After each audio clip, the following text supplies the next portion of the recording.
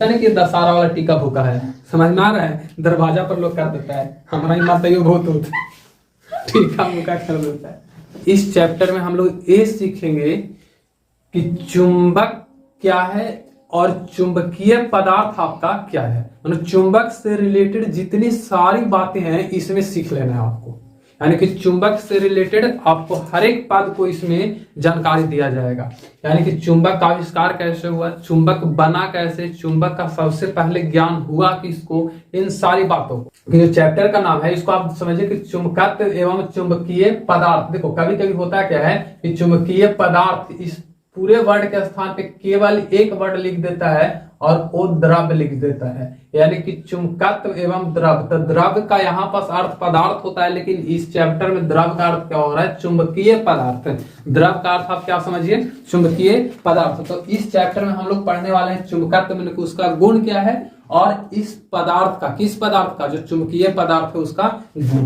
तो सबसे पहले आपको इसका इतिहास जानना चाहिए। देखिए अगर बात किया जाए इतिहास की तो 600 ईस्वी पहले चले जाइए, और 600 ईस्वी पहले अगर जाइएगा तो वहां पास यूनान एक देश है।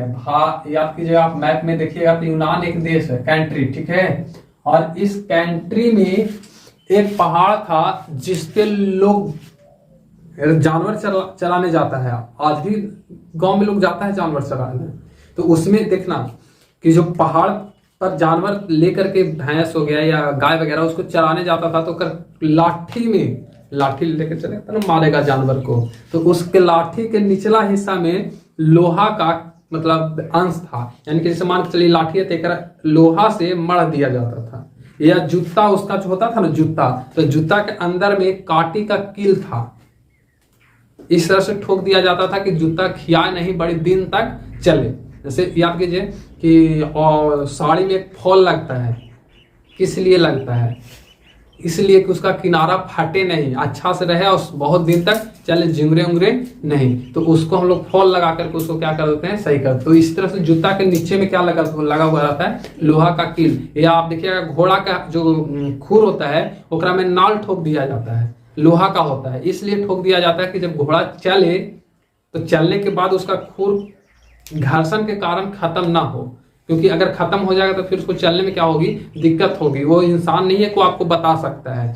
तो इसलिए उसको हम लोग अपना सजेशन मतलब अपनी तरफ से उसको क्या करते हैं, अच्छी तरह से उसको ठोक ठाक देते हैं। तो अगर जूता पेन कर करके आप किसी चुंबकीय पदार्थ पर चढ़िएगा तो आपका जूता में कील सटेगा कि नहीं सटेगा, बिल्कुल सट जाएगा। तो वहां के जो ग्वाला लोग था, ग्वाला यानी कि जो पहाड़ पर गाय को चराने जाता था, वो देखता क्या ना कि जब उस पहाड़ पर चढ़े तो उसका जूता क्या हो, चिपक जाए पहाड़ से। अब पूरी तरह से ऐसा नहीं कि फेविगम की तरह एकदम चिपक जाए, ऐसा नहीं। मतलब उसको एहसास होता था, कैसे पैर उठाते थे। आपको समझिए कि आपका खाली पैर है, कोनो खाली पैर में अगर 2 kg वजन बांध दे और आपको उठाने के लिए बोलेगा तो क्या आपको पता नहीं चलेगा, बिल्कुल पता चलेगा। तो उस तरह से जब पहाड़ पर चढ़े ना तो उसको पैर उठाने में क्या हो रहा था, दिक्कत होने लगा। और जब दिक्कत होने लगा तब जाकर के वहां से शुरुआत हुआ था किसका, चुंबक का। तब उन्होंने ही सबसे पहली बात क्या बोला था कि इस पहाड़ में ऐसा कोई ना कोई गुण है जो हमको खींच रहा है। जैसे आप लोग भूत प्रेत सब बात मान लेते हो बहुत जल्दी, तो यहाँ पास क्या होता है कि इन लोग ने भी ये चीज को क्या किया, खोजा। लेकिन इन लोग के पास उतना दिमाग था नहीं, इन लोग के पास दिमाग था नहीं, इसलिए यूनान में इस चुंबक का विकास हुआ ही नहीं। वहां चुंबक का विकास नहीं हुआ था, वहां चुंबक को पहली बार देखा गया था, उसको खोज किया गया था। लेकिन रियली ने चुंबक का जो असली विकास हुआ था वो हुआ था चाइना में। चाइना बहुत तेज तरार है शुरुआती से, तो चाइना में विकास हुआ था। तो मैग्नेशिया नामक पहाड़ पर किसका खोज हुआ था, चुंबक। आज भी उस पहाड़ पर देखिएगा तो वहां पर लिखा रहा मैग्नेट माउंटेन। तो मैग्नेट माउंटेन वही चीज है, चुंबकीय पहाड़। तो वही पहाड़ से क्या हुआ, चुंबक का विकास हुआ। आप देखिए प्राकृतिक चुंबक है तो उसमें आपको ज्यादा शक्ति थोड़ा ना मिलेगा, ज्यादा शक्ति नहीं है खींचने का। तो अब धीरे धीरे जो चुंबक का विकास हुआ था इतना बड़ा, इतना भयंकर इलेक्ट्रिक चुंबक बन गया है कि इसको एक ट्रेन का बोगी को खींच सकता है, इतना भयंकर है। तो उसको विस्तार करके अब बना दिया गया। तो विस्तार कहाँ हुआ था, चाइना में। लेकिन अगर सबसे पहली बार की बात आ जाए तो कहाँ था, यूनान में। तो विस्तार यानी कि उसका चर्चा यानी कि उसके बारे में जानकारी हासिल कहाँ, चाइना ने किया था। जबकि पहाड़ पर जो मिला था वो कहाँ था, यूनान में। ठीक है, उसके बाद देखिए कि जो यूनान का पहाड़ था, उस पहाड़ में आखिर ऐसा क्या था जो उसको एहसास होने लगा कि हमको जूता को खींच रहा है। तो याद रखिएगा कि जो मैग्नेशिया नामक पहाड़ था, उसका रासायनिक संरचना की बात कीजिएगा। जैसे रासायनिक संरचना जल है, तो जल का रासायनिक संरचना क्या है, H2O है कि नहीं है। तो उसी तरह से जो पहाड़ है, उस पहाड़ में किसी न किसी चीज का अंश होगा, तभी खींचेगा। जनरली आपका पहाड़ खींचता है क्या, पचार वाला खींचेगा और फिसला देगा जल जो नीचे, वो नहीं खींचेगा। तो बताइए कि वहां अगर खींच रहा है तो यहाँ पास कुछ ना कुछ तो उसके अंदर में गुण होगा। तो उस पहाड़ का जो मैग्नेट का यानी कि जो पत्थर था, उसका संरचना की अगर बात कीजिएगा तो उसका संरचना क्या था, Fe3O4, यानी कि मैग्नेटाइट या लॉ ऑक्साइड। तो लॉ ऑक्साइड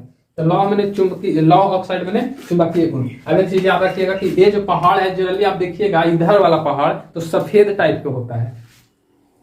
अरे आपका माई हो गया, ये सब पचार वाला जो पहाड़ है वो क्या है, सफेद टाइप का है। लेकिन ये जो पहाड़ था ना, इसका रंग काला था, हल्का भूरा था। तो हल्का भूरा और काला था किसका, मैग्नेशिया पहाड़ का। इसकी संरचना अगर पूछ दे तो मैग्नेटाइट यानी कि Fe3O4, और रंग पूछ दे तो काला और भूरा। तो ये क्या था, मैग्नेट का इतिहास, मतलब कि ये मैग्नेट का आखिर प्रचलन आया कैसे शुरुआती तौर में, तो यूनान से उठा था। अब देखिए कि मैग्नेट में हम लोग कुछ गुण को समझ लेते हैं कि आखिर मैग्नेट है तो उसका गुण क्या है। तो देखिए मैग्नेट की आप बात कीजिएगा तो मैग्नेट आगे चल के पढ़ना भी है, और क्लास 10 में आपने पढ़ा भी होगा विद्युत चैप्टर में कि मैग्नेट 2-3 तरह का होता है।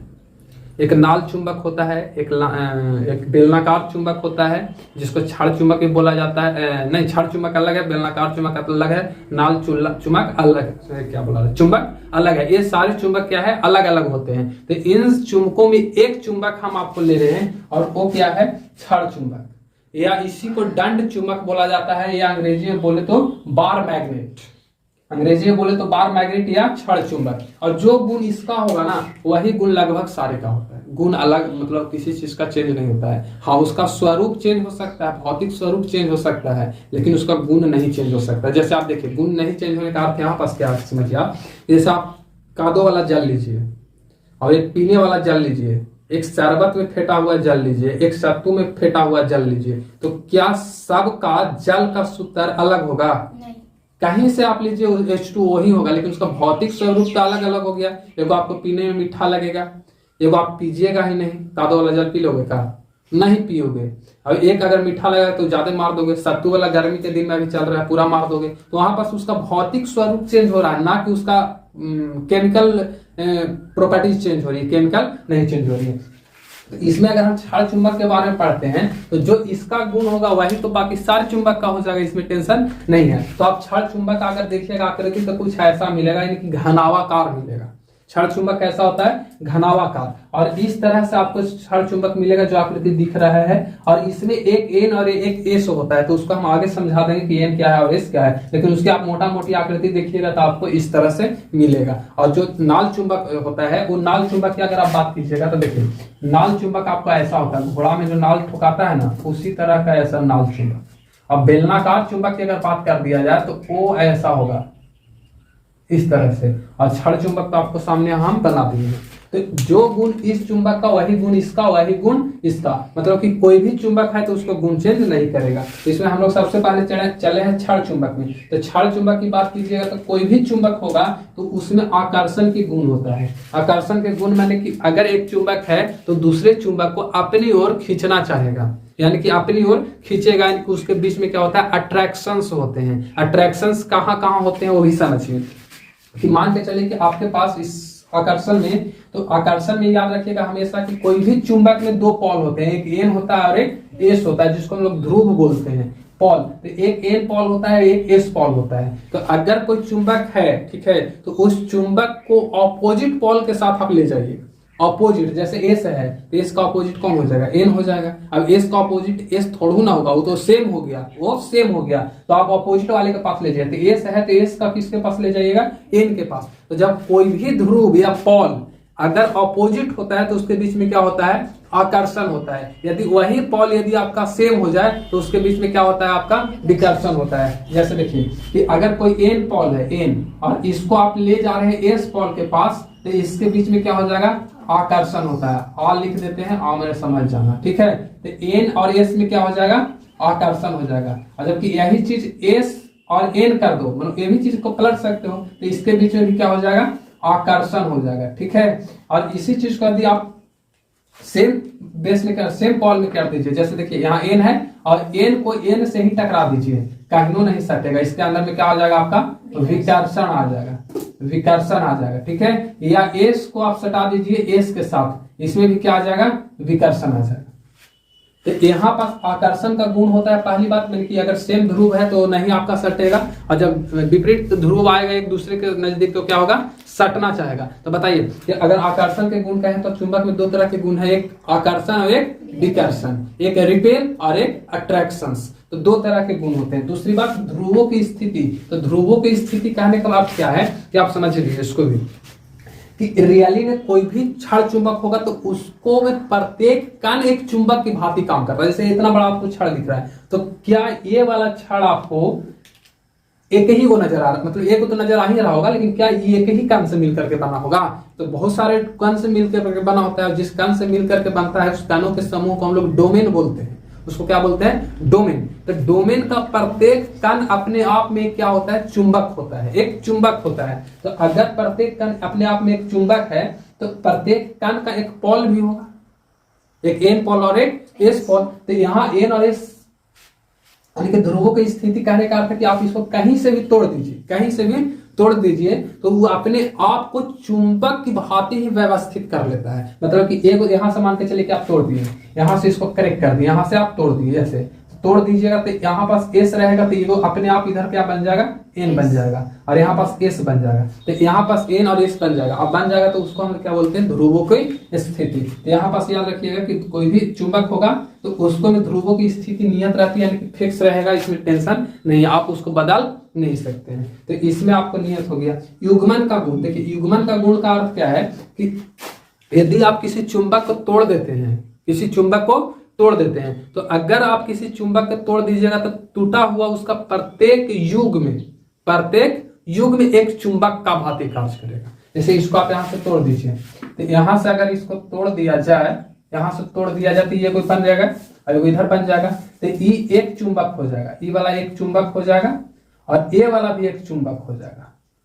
तो यहाँ पास दो हो गया कि नहीं। तो यहाँ पास क्या कहता है कि चुंबक में किस चीज का गुण होता है, तो युग्मन का गुण होता है। मतलब कि आप उसको जहां से भी आप तोड़ दीजिए वहां से एक चुंबक की भांति कार्य करने लगेगा, और जब चुंबक की भांति कार्य करेगा तो उसका एक ध्रुव भी होगा। तो ध्रुवों को हम लोग क्या बोल देते हैं, ध्रुवों की उपस्थिति। तो यहाँ तीन गुण आपने सीखा कि चुंबक में पहला आकर्षण का गुण होता है, ध्रुवों की उपस्थिति होती है, तीसरा युग्मन की गुण होती है, और चौथा देखिए व्यवस्था। व्यवस्था क्या होती है आप समझिए, ये बहुत थोड़ा सा ऐसे इसको हम और विस्तार से पढ़ाएंगे, लेकिन आप समझिए इसको कि कोई भी चुंबक होगा ना, कोई भी चुंबक तो हमेशा एक ही डायरेक्शन में खड़ी रहती है, और वो कौन सी डायरेक्शन होगा, एन और एस का, एन और एस का, एन और एस का। जैसे मान के चलिए कि यहां पास आपका एक चुंबक है इस तरह से, ठीक है, ये चुंबक है। तो अगर ये वाला को अगर हम एन मानते हैं तो नीचे वाला क्या होगा, एस, नीचे वाला एस, और कोई ना कोई ऐसा रेखा होगा जो इसको से क्या हो रहा होगा, एकदम से बीचे से होकर के जा रहा होगा। तो वैसी रेखा या वैसी अक्ष जो चुंबक से होकर करके गुजरे, जो चुंबक से होकर करके गुजरे, इसको हम लोग बोलते हैं चुंबकीय अक्ष। इसको क्या बोल देंगे, चुंबकीय अक्ष, चुंबकीय अक्ष, अक्ष, मैग्नेटिक एक्सिस। लेकिन आप कल्पना कीजिए कि अगर ये चुंबक है, ठीक है, ये चुंबक है, जैसे हम पेपर से आपको समझाते हैं, इलास्टिक से समझाते हैं कि ये चुंबक है, तो ये चुंबक है तो इसके बीच से होकर के गुजरेगी लाइन, काल्पनिक होती है, हम लोग मान लेते हैं, और वो क्या हो जाएगा आपका चुंबकीय चुंबकीय अक्ष। लेकिन इस चुंबक को अगर देखोगे तो इसके तल से एक पृष्ठ को भी तो हम गुजार सकते हैं, जैसे इसके बीच से गया तो रेखा क्या कह रहा है, चुंबकीय अक्ष। लेकिन इसी से अगर हम चाहें तो इसको इधर भी ला सकते हैं, इधर में एक तल से इसको गुजार सकते हैं कि नहीं, प्लेन। जैसे कागज को अगर हम ले लेते हैं, जैसे देखिए ये कागज है, ये चुंबक है, तो इस चुंबक के तल से यानी कि इस कागज को हम ऐसे गुजार सकते हैं कि नहीं। तो इस रेखा के यानी कि चुंबकीय जो अक्ष है, उस चुंबकीय अक्ष के समांतर, चुंबकीय अक्ष के समांतर एक प्लेन जो बनती है, इस तरह से जो प्लेन बन रहा है, इसको हम लोग बोलते हैं चुंबकीय याम्योत्तर। चुंबकीय याम्योत्तर, जैसे इसको आप अर्थ से समझिए, ये चुंबक हो गया और इसके चारों तरफ इसी के समांतर एक क्या बन जाएगा, तल बन जाएगा। तो इस तल को क्या बोलेंगे हम लोग, चुंबकीय याम्योत्तर। चुंबकीय याम्योत्तर, चुंबकीय याम्योत्तर, चुंबकीय याम्योत्तर। तो यहां पर व्यवस्थापन का मतलब यही होता है कि जो चुंबक होगा उस चुंबक के अक्ष को चुंबकीय अक्ष, और उस अक्ष के समांतर गुजरने वाली तल को चुंबकीय याम्योत्तर बोलते हैं। ये आपका क्या है, चुंबकीय याम्योत्तर। इस चार गुण आपने सीखा। चुंबकीय प्रेरण समझिए, पांचवा गुण क्या होता है, चुंबकीय प्रेरण। यानी चुंबकीय प्रेरण कहने का मतलब है कि यदि आप किसी नरम लोहा को ले लीजिए, चुंबक इसमें नहीं यूज होता है, आप किसी नरम लोहा को ले लीजिए, आप नरम लोहा को लेकर करके उसके ऊपर में तार लपेट दीजिए, तार लपेट दीजिए और तार लपेट करके उसको कुछ दिन के लिए छोड़ दीजिए, या तो फिर उस तार से आप विद्युत गुजार दीजिए या कुछ दिन के लिए छोड़ दीजिए। तो वो जो लोहा होगा ना, उस लोहा में गुण आ जाता है चुंबक का। किसका आ जाएगा, चुंबक का गुण। और जब उस लोहा में यदि आपका चुंबक का गुण आ जाता है तो उसी को हम लोग बोलते हैं चुंबकीय प्रेरण। चुंबकीय प्रेरण। इसमें आगे चलकर आपको पढ़ना है मैग्नेटिक इंडक्शन, मैग्नेटिक इंडक्शन, तो वो हम पढ़ाएंगे। तो ये आपका क्या है, चुंबकीय प्रेरण। तो चुंबकीय प्रेरण क्या होती है, तो आप किसी नरम लोहा के ऊपर में तार लपेट करके कुछ दिन के लिए छोड़ दीजिए, या तो फिर उससे आप धारा गुजार दीजिए। तो वो होता क्या है कि जो नरम लोहा है वो किस तरह व्यवहार करने लगता है, चुंबक की भांति। तो उसको हम लोग बोलते हैं चुंबकीय प्रेरण। उसके बाद है चुंबकीय क्षेत्र एवं रेखाएं। देखिए इसके लिए हम स्पेशल एक क्लास लेंगे चुंबकीय क्षेत्र और चुंबकीय रेखाओं का, क्योंकि ये थोड़ा सा लंबा टॉपिक हो जाता है और कॉम्प्लिकेटेड हो जाती है। तो उसको अगर हम आज इसी में पढ़ा देंगे तो थोड़ा सा दिमाग घूम जाएगा, इसीलिए आप आराम से इसको समझिएगा। लेकिन अब समझिए, मेन ये सब तो नॉर्मल चीज है, हम लोग को पढ़ना यही चीज है, ठीक है। चुंबकीय क्षेत्र एवं रेखाएं, ये भी तो मैग्नेट का ही गुण है, ऐसा नहीं है कि मैग्नेट का गुण नहीं है। This is also properties of magnet. तो यहाँ पर सब देखिएगा तो क्या है, चुंबकीय क्षेत्र एवं रेखाएं। तो देखिए चुंबकीय क्षेत्र की अगर बात कीजिए तो चुंबकीय क्षेत्र दो तरह का होता है। चुंबकीय क्षेत्र दो तरह का होता है, पहला होता है एक समान और दूसरा होता है असमान। यानी कि दो तरह का क्षेत्र उत्पन्न कर सकता है चुंबक। कितने तरह का, दो तरह का। और दो तरह में पहला एक समान और दूसरा असमान। असमान जो होता है, सॉरी, एक समान जो होता है उसको समरूप बोला जाता है। एक समान को क्या बोलते हैं, समरूप। और जो असमान होता है उसको असमरूप, असमरूप, ठीक है। तो ये दो तरह का होता है, एक समान और असमान। तो असमान और एक समान क्या होता है आप इसको समझिए, ठीक है। कि एक समान चुंबकीय क्षेत्र किसको कहेंगे और असमान चुंबकीय क्षेत्र किसको कहेंगे, या समरूप चुंबकीय क्षेत्र किसको कहेंगे। याद रखिएगा, इसका एक नाम और है समरूप। समरूप, समरूप में समान रूप से वितरित होगा। देखिए आप अगर इसको सही से अगर समझ जाओगे ना तो इसको में कोई टेंशन नहीं है। एक समान मैंने कोई चीज कि हर एक जगह पर एकदम फिक्स वैल्यू होनी चाहिए, तब ना एक समान होगा। जैसे यहाँ पास हम 4 गो बाट दिए, मान के चलो 6 ना, और उधर जाकर 3 गो दिए, पीछे और 2 गो दिए, और पीछे वाला के और पीछे वाला के 1 गो दिए, एकदम पीछे नदारत कर दिए, मतलब समान है, असमान है। तो समान का मतलब कुछ कि आगे बैठो या तो फिर पीछे बैठो, उसको से कोई टेंशन नहीं, आप सबों को समान मिलेगा, तब उसको हम लोग समान बोलेंगे। लेकिन जैसे जैसे हमसे जो व्यक्ति दूर बैठा हुआ है उसको क्या करेंगे, अगर कम देते चले जाएंगे तो असमान हो गया ना। तो यहाँ पर एक समान का मतलब या समरूप का मतलब वही चीज होता है कि वैसी चुंबकीय क्षेत्र जहां या जिस क्षेत्र में प्रत्येक बिंदु पर चुंबकीय बल का मान एकदम बराबर हो, फिक्स हो। जैसे मान के चलो कि यहां पास हमको कोई चुंबकीय क्षेत्र है इस तरह से, और इस चुंबकीय क्षेत्र में जितना यहाँ पास चुंबकत्व का मान है उतना ही यहाँ है, वही उतना ही यहाँ है, वही इतना है। मतलब कि प्रत्येक जगह पे इसका क्या है, फिक्स है। तो अगर प्रत्येक जगह पे फिक्स है, वैल्यू क्या है, फिक्स है, तो ऐसे क्षेत्र को हम लोग बोलते हैं एक समान चुंबकीय क्षेत्र। अब एक समान चुंबकीय क्षेत्र लगावेगा कौन, तो आप समझिए कि एक समान चुंबकीय क्षेत्र आपको लगाएगा पृथ्वी। पृथ्वी द्वारा जो क्षेत्र लगता है या क्षेत्र उत्पन्न होता है वो एक समान होता है। आप कहीं से भी फेंक दीजिए किसी चीज को तो उसी स्पीड से नीचे गिरता है। जैसे जैसे पृथ्वी पर आएगा तो थोड़ा सा उसका क्या हो जाता है, त्वरण बढ़ जाती है। लेकिन आप किसी चीज पर फेंक दीजिएगा तो उतना ही बल लगाएगा, जितना वो नीचे से इतना दूर पर जितना लगाएगा उतना ही यहाँ भी लगाएगा। तो उसको हम लोग क्या बोल देते हैं, एक समान। तो एक समान चुंबकीय क्षेत्र उत्पन्न करने वाला कौन हो जाएगा, पृथ्वी। और कुछ हद तक परिनालिका होती है, बशर्ते कि उस परिनालिका को क्या होना चाहिए, लंबा होना चाहिए। परिनालिका भी आपको शायद समझ में आ रहा होगा या नहीं, क्योंकि परिनालिका अगर आप क्लास 10 अच्छे से पढ़े हैं तो परिनालिका क्लास 10 में पढ़ाया गया है। क्योंकि आप रेडियो भी देखोगे ना तो रेडियो में भी परिनालिका होती है, उसमें एक कार्बन रहता है, कार्बन के ऊपर में तांबा तार लपटा हुआ रहता है, वो परिनालिका का काम करता है। तो परिनालिका यदि लंबा होगा ना तो वो भी एक समान क्या उत्पन्न कर देगा, चुंबकीय क्षेत्र। अब यहां से समझिए कि ये काहला पाती है तो इसका भी अपना वैल्यू है कि चुंबकीय क्षेत्र ऐसा नहीं कि दशहरा वाला टीका भूखा है, समझ में आ रहा है, दरवाजा पर लोग कर देता है, हमारा माता ये बहुत होता है, टीका भूखा कर देता है, तो वो दशहरा वाला टीका भूखा नहीं है, ठीक ना। तो यहाँ देखिए कि अगर चुंबकीय क्षेत्र है तो चुंबकीय क्षेत्र है तो उसको हम लोग दर्शाएंगे कि कोई ना कोई सिंबल होना चाहिए। जैसे याद कीजिए कि ओम है तो ओम हम हर एक बार ओम ऐसे लिखते नहीं है, लिखते हैं नहीं लिखते हैं। प्रतिरोध है तो प्रतिरोध को क्या हर बार हम लिखते हैं ऐसे नहीं, प्रतिरोध है तो जनरली और मार देते हैं, और ओम है तो ऐसे वो बॉक्स का ऐसे बना देते हैं। तो ये प्रतिरोध इसको मतलब लोग समझ जाते हैं, मतलब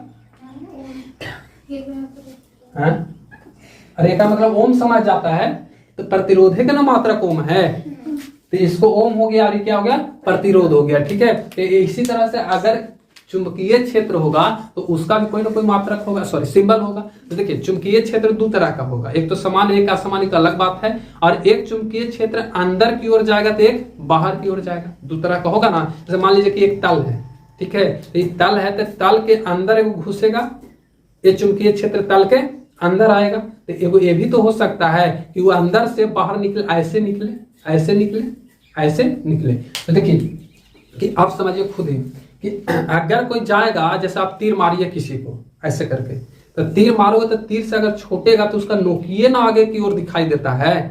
अरे नोक नोक तीर नहीं देखते हो, तीर ऐसा धनुष में जो तीर होता है राम रावण की लड़ाई में तीरे से मारे होता है। आप तो वहां पर देखिए तो कि तीरिया की अगला नोकिया अंदर जाके कोई बोडिया में धस जाता है कि नहीं। तो अगर अंदर जा रहा होता है तो हमको दिखाई कौन देता है, पीछे वाला।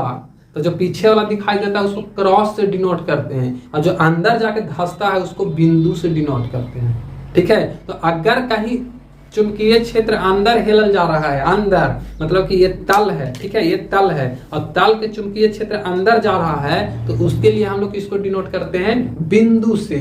उसके लिए किसको डिनोट कर देंगे, बिंदु से। देखिए बिंदु बिंदु है, ये टीका भूका नहीं था, बिंदु बिंदु है, मतलब कि अंदर की ओर जा रहा है। इसका अर्थ क्या है कि चुंबकीय क्षेत्र कहाँ है, अंदर।